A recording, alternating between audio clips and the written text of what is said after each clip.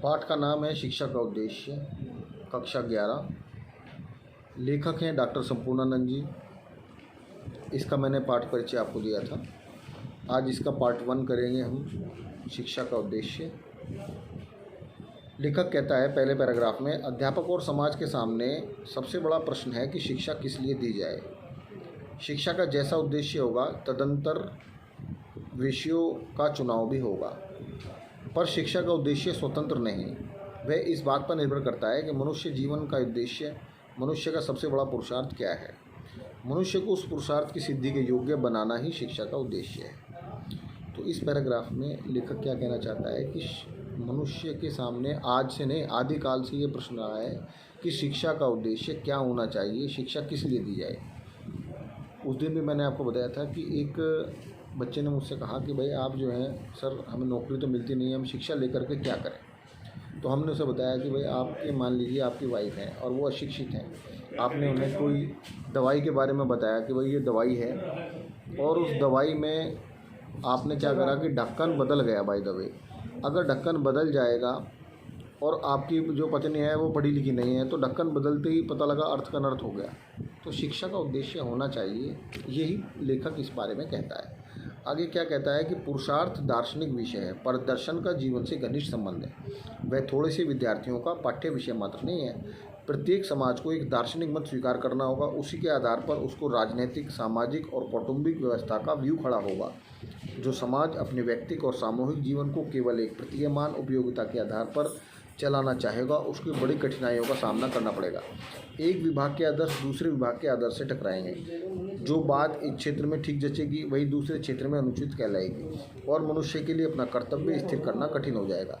इसका तमाशा आज दिख पड़ रहा है। चोरी करना बुरा है, पराये देश का शोषण करना बुरा नहीं है। झूठ बोलना बुरा है, पर राजनीतिक क्षेत्र में सच बोलने पर अड़े रहना मूर्खता है। घर वालों के साथ, देशवासियों के साथ, परदेशियों के साथ बर्ताव करने के लिए अलग अलग आचारवलियाँ बन गई हैं। इससे विवेकशील मनुष्य को कष्ट होता है। वह पग पग पर धर्म संकट में पड़ जाता है कि क्या करूं। कल्याण इसी में है कि खूब सोच विचार कर एक व्यापक दार्शनिक मत अंगीकार किया जाए और फिर सारे व्यवहार की नींव बनाई जाए। यह असंभव प्रयत्न नहीं है। प्राचीन भारत ने वर्णाश्रम धर्म इसी प्रकार स्थापित किया था। वर्तमान काल में रूस ने मार्क्सवाद को अपनी राष्ट्रीय जीवन की सभी चेष्टाओं का केंद्र बनाया है। ऐसा करने से सभी उद्योग एक सूत्र में बन जाते हैं और आदर्शों और कर्तव्यों के टकराने की संभावना बहुत कम हो जाती है। तो यहाँ पर लेखक क्या कह रहा है, बार बार देखिए क्या बताया इसने। पहली बात तो इस पैराग्राफ ने ये बताई कि प्रत्येक समाज को एक दार्शनिक मत स्वीकार करना होगा। जिस समय हम शिक्षक के पोस्ट के लिए जाते हैं, ट्रेनिंग के लिए, बीएड करते हैं, एमएड करते हैं, तो वहाँ पर कई सारे दर्शन आते हैं।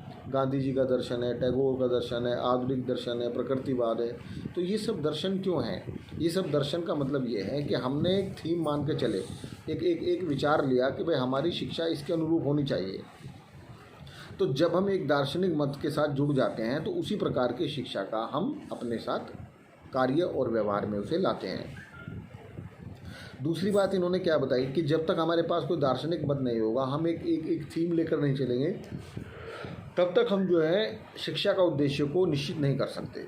और जिसका कोई उद्देश्य नहीं है उस चीज़ को के ऊपर काम करना बेकार है। कारण क्या है कि जब हमारे पास कोई मत नहीं होगा, कोई विचार नहीं होगा, तो फिर हम इसमें कुछ भी नहीं कर पाएंगे। वो हम वहाँ इसलिए कुछ नहीं कर पाएंगे कि एक आदमी नकुल बस स्टैंड पर खड़ा है और उसे ये नहीं पता है कि उसे गंगो जाना है, सहारनपुर जाना है या सरसावा जाना है, तो वो वहाँ पर खड़ा ही रह जाएगा जब तक वो इस बात का निर्णय नहीं लेगा कि मुझे जाना कहाँ है। दूसरी बात, इस पैराग्राफ में जो लेखक कहता है कि हमें अपने जो कर्तव्य हैं उन पर हमें स्थिर रहना है। जो हमारी विचारधारा है उस पर हमें स्थिर रहना है। ऐसा नहीं है कि हमारा एक विचार है कि भाई चोरी करना बुरा है, लेकिन पराई देश पर अब देखिए आप, चाइना क्या कर रहा है। 2020 में इंडिया चाइना की लड़ाई किस बात की है? इंडिया चाइना की लड़ाई या चाइना वियतनाम की लड़ाई या चाइना जो है अन्य विषयों जो लड़ाई हैं, वो सब इसीलिए हैं कि चाइना दूसरे देश के क्षेत्रों पर एनक्रोचमेंट करता है। एक और तो चाइना पंचशील सिद्धांत की बात करता है, दूसरी ओर चाइना क्या करता है कि जो भी देश में अगर 1 किलोमीटर भी आगे बढ़ सकता है तो 1 किलोमीटर में आगे बढ़ने का प्रयास करता है। तो ये सब बातें एक दूसरे के विरोधाभासी हैं। हमें विरोधाभासी विचारों से स्वयं को बाहर निकालना है और हमें क्या करना है, शिक्षा के उद्देश्य को निश्चित करना है। आगे लेखक कहता है, इस निबंध में दार्शनिक शास्त्रार्थ के लिए स्थान नहीं है। मैं यहाँ इतना ही कह सकता हूँ कि मेरी समझ में भारतीय संस्कृति ने पुराने काल में अपने लिए आधार ढूंढ निकाला था। वह अब भी वैसा ही श्रेष्ठकर है, क्योंकि उसका सश्रय शाश्वत है।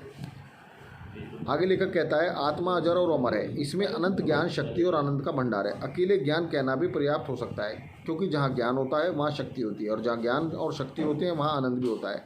परंतु अविद्यावशात वह अपने स्वरूप को भूला हुआ है। इसी से अपने को अल्पज्ञ पाता है। अल्पज्ञता के साथ साथ अल्प शक्तिमत्ता आती है, और इसका परिणाम दुख होता है। भीतर से ऐसा प्रतीत होता है जैसे कुछ खोया हुआ है, परंतु यह समझ में नहीं आता कि क्या खो गया है। उसे खोई हुई वस्तु की अपने स्वरूप की निरंतर खोज रहती है।